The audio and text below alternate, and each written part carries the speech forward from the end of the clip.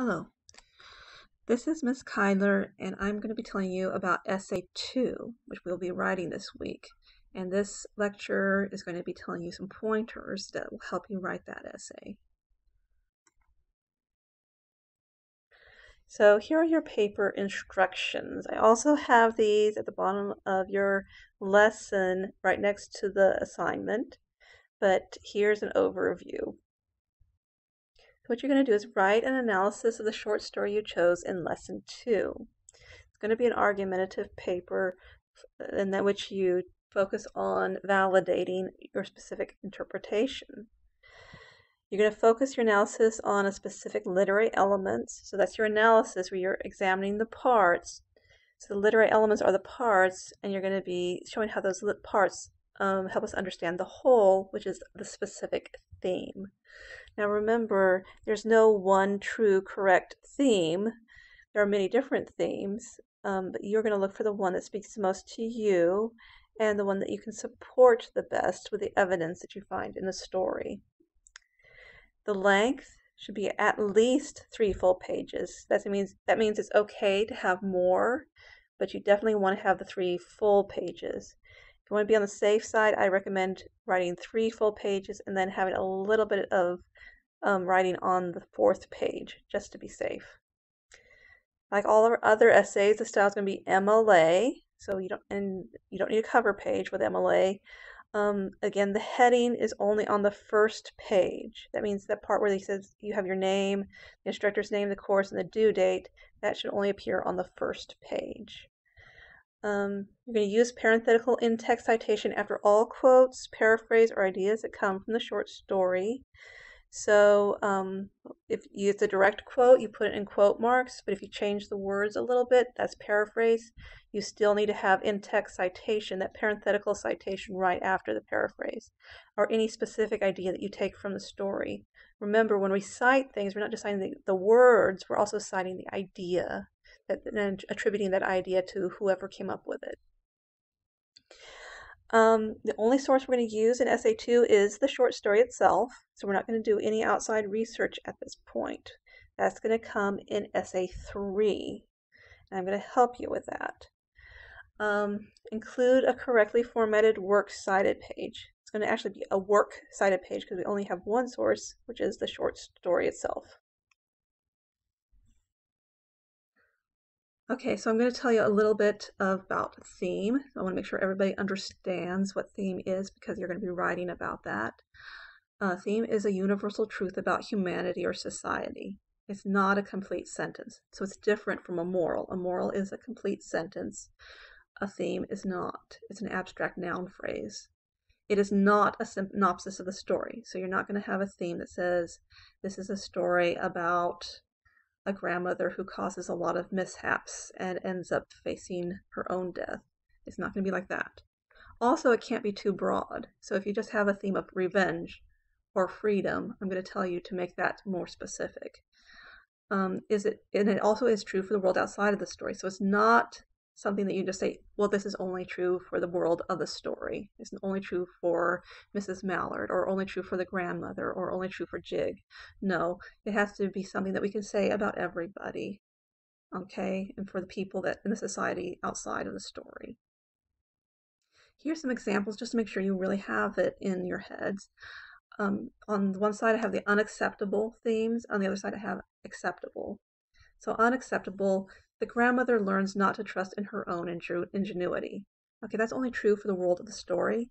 It's a complete sentence, so it's unacceptable. Acceptable would be generational and class relationships in the Old South. That's the big universal truth, the big concept that this story deals with. Revenge, too broad. Okay, it's an abstract noun phrase, but it's just too broad. So we want to make it a little more specific. So consequences of overanalyzing perceived wrongs would be more acceptable. Unacceptable freedom comes at a great price. That's more of a moral than a theme. It's a complete sentence. So that's not acceptable. Acceptable would be the price married women in the Victorian age paid for their freedom. It seems long, but it's just one long abstract noun phrase. Okay. All right, so hopefully, let me know if you have any questions. Hopefully you understand it a little better now. So as we read in chapter 6, it's important to know how to write about the literary elements. So remember, analysis is examining the parts to understand the whole, and the literary elements are the parts that we're examining. So, characterization. When we write about characterization, we're writing about how the author develops the character, their qualities, their struggles, their flaws, any of their strengths and their weaknesses, and how all of these impact the pursuit of their goals, their epiphany, and their transformation. Sometimes characters have very subtle transformations, like in AMP, he just barely starts to realize that adulthood is going to be a very difficult thing. Whereas in A Story of an Hour, Mrs. Mallard has this great, huge transformation because she comes from starts as a timid housewife and ends up as a goddess, right? A goddess of victory, descending the stairs in grandeur.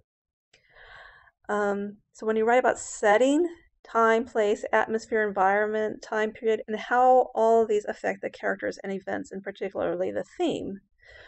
So think about things like in the Cask of Amontillado. If this is important that it takes place in during carnival time, because carnival time is kind of like Mardi Gras. It's like the feast before the famine, the time where people can let go and do all sorts of crazy things and indulge their sins, and then they have the penance afterwards. This may tell us a little bit about how the narrator is thinking, like the time he did it was his carnival time, and now when he's looking back, it could be his time of penance. That's just one way to look at it. When we write about plot, avoid just giving me a summary of the story. Don't just say at the beginning this happens, the middle that happens, at the end this happens. If you feel like you're going to fall into that, stay away from writing about plot, okay? Because it can be very tempting to fall into that trap. When we write about plot, we're talking about the conflict. What's the main problem that the characters are facing? The protagonist's goals. What are they trying to accomplish? And what things get in the way of accomplishing that goal? So we want to write about the antagonist. Remember, the antagonist is not necessarily a human being. It's usually in literary fiction, it mostly be the protagonist's own self, their mind, and it could be their own hatred, or it could be society, the character against society's own prejudices and so forth. So look deeper than just, okay, who's the bad guy here, okay? Think about the complications that keep the protagonist from attaining the goals. And the complications usually mount as the story goes on, right? It gets a little bit more complicated, then the complications get even worse. And then what brings about the crisis moment? What brings the narrator, the character, to the point where they have to make a decision? And then what is that decision that they make? Does the protagonist lose or win the prize, after making that decision? What results from this decision or action, and how has the protagonist changed by the end? What's the new status quo? Okay. And here are a few more you can write about. Point of view. So point of view is one of my favorite ones. It really is like the camera as it takes in, but more than that, it's like the way the author's soul is able to enter into all the characters. So what does the author accomplish by choosing a certain type of narrator? What information do we have about the protagonist versus what info do we not have access to? If you have a first-person narrator, you only know what they tell you, right? It's like them sitting there talking to you, and you don't always know what the person talking to you is thinking, really. So you don't always have full access to their mind. Whereas in A Story of an Hour, there's a point of time where we know more what the character's thinking than the character herself knows. We get so deep, we get into that deep secret place in her heart and soul that she doesn't even want to look at this point. She's afraid to look at that hidden desire she has. When do we know the inner thoughts and when do we have to guess? Why does the author choose to get close and why does the author choose to be distant from a certain character? Does the point of view ever shift? If so, why? This is very important. Think about A Good Man is Hard to Find. At the very end, the grandmother dies. So we can't be in the grandmother's thoughts anymore. She's dead. So at that point, the author shifts the point of view to a third person objective. Okay? Also, the same thing happens in a story of an hour. At the end, the main character is dead, so we have a third person objective narrator telling us what the doctor says. So that's important to know too, because we have no idea what they're really thinking, and we can make only judgment calls about what the doctor may be really thinking, and we feel like we know more than the doctor does, because the doctor had no access to her thoughts earlier the way we did. Okay, style. So if you want to talk about imagery and personification, etc., you want to choose to write about style. Style is how the author uses imagery, their use of personification, they use a type of language, for example, archaic or simple or convoluted, poetic. Hemingway is very simple language. Poe is going to be using convoluted and poetic language. Poe has lots of detail, Hemingway, very minimal details. Focus on a specific type of character. For example, Hemingway, if you have a male character that's predominant in the story, he's usually a Hemingway code hero. So look up that term in the glossary. If you sometimes Kate Chopin most of the time has women that are more independent minded. So look for the type of characters that you think the author may be famous for. Authors like to focus on specific themes or regions. So Poe, for example, a lot of his stories have to do with madness and criminal behavior and the supernatural. And Kate Chopin, likes to focus on female independence, and all of her stories usually take place in a Cajun area of Louisiana. Also, the use of irony and foreshadowing can go under style because that is very predominant in the way certain authors write. For example, Flannery O'Connor likes to use foreshadowing in her stories.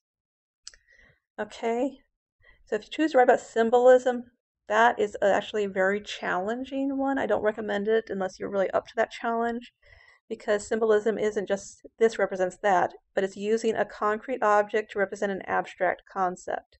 So you can look for all the things that you can actually perceive with your senses, and how does it portray something that we can't perceive with our senses. Like the patch of blue sky in A Story of an Hour could symbolize the hope for a better future. We see that little patch of blue coming through the dark clouds, and we can say, oh, it's just like there's going to be sunshine, even though there's dark clouds all around. We can say, even though right now things look grim, there's a better future up ahead. And when you're talking about symbolism, I want you to describe the pattern of symbols. So we don't just see this symbolizes that symbolizes this symbolizes that, but how do they all fit together? Is there a pattern in those symbolism? And how do all of those go together to exemplify a specific theme? Okay, hope that helps. Now, before you go on to the next lecture, make sure you read your story over again. If you didn't get enough notes, read it over and over again until you do. I want you to, while you're reading it, interact with the text. Ask it questions. Ask, why is the author doing this? Why this word? What does this mean? Don't just look for what it tells you. Look for what it shows you, okay? Be a detective. Fill in the missing pieces of the puzzle. And when you're reading now, go back and focus on the literary elements. That will help you and get ready for the next step, which is in the next lecture. Read part 2. Thanks. Bye.